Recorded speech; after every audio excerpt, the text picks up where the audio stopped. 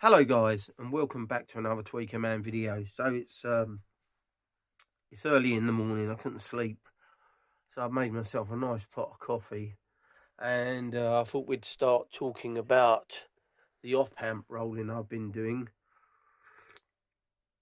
So originally in the Roxanne K3 DAC, I desoldered the NE5532 Texas Instruments stock op-amps. Now, majority of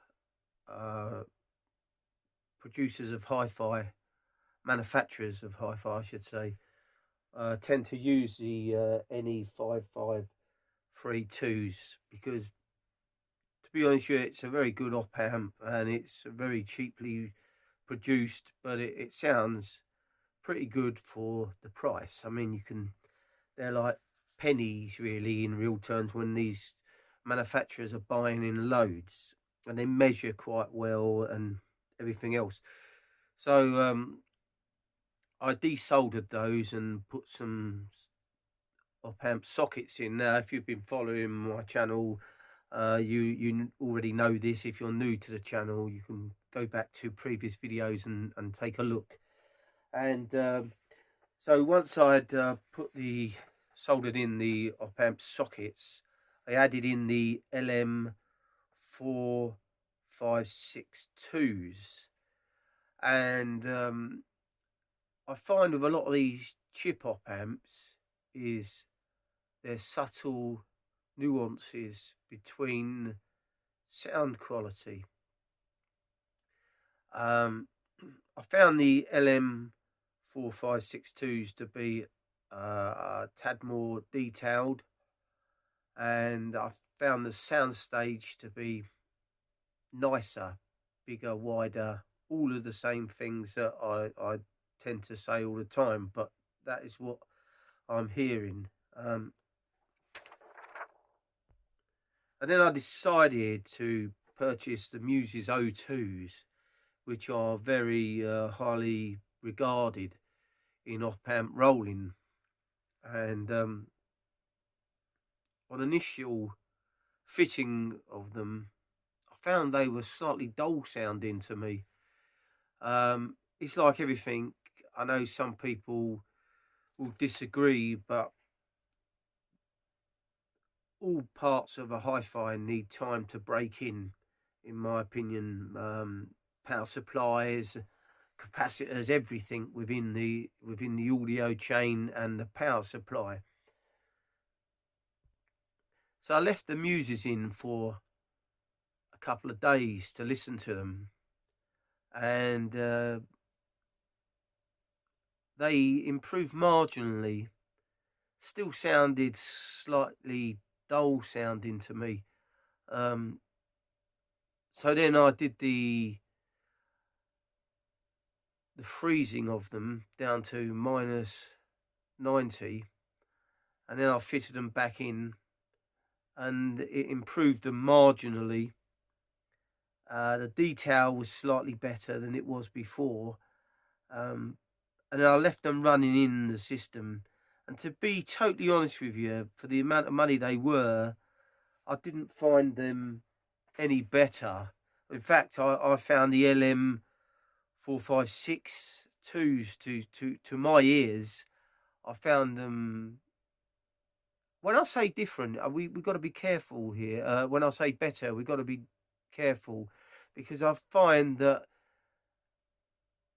they could just be different sounding, and I think it's like tube rolling as well. The tube rolling's very similar to op-amp rolling, and when I say dull sounding, these are nuances. Remember, they're subtle changes. There's subtle differences, and I'm after a more warmer sound, but I don't think they gave me that. I find it hard to explain it. So then moving on to these discrete op amps. Now, when I said on a short video that I did that they were Chinese clones, they're not really clones. They're just Chinese made discrete op amps, and they're reasonably priced. They were only £17 each. And when I fitted them in, they're totally different to your ordinary chip op amp. It's a whole new ball game with these discrete op amps. Sound wise, everything was bigger. I mean, it was just like the presentation, whatever, I can't remember. But the presentation of the music in front of me was just, wow, it's bigger, wider. It sounded like it was more of a live recording. So I left them breaking in with the burning disc. And I had a bit of a stressful day yesterday. I had to take my mum shopping. She broke her hip in 3 places. So anyway, so it's a very complicated situation. And I got back and I thought, oh, I'll put the system on for a minute, sit down. And when I'm stressed, or I wouldn't say I was stressed, but I had a busy day. And I come back and I have to sit down for a bit. And I didn't think they sounded as good at first.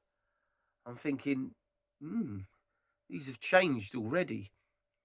And I always do my listening tests when I'm relaxed. I have one beer and I sit there, relax, and then I start doing my listening tests to see how they sounded. And they sounded really good. Far better than what I could have imagined they would. And these are not the Sparkos Labs or the Burston or any of these other discrete op amps. These are Chinese op amps, discrete op amps that were £17 each for a dual op amp. And wow, they are really good. So if these are really good, the Sparkos and the Burston, and there's a couple of other makes I was looking at, some of them are about £120 a piece.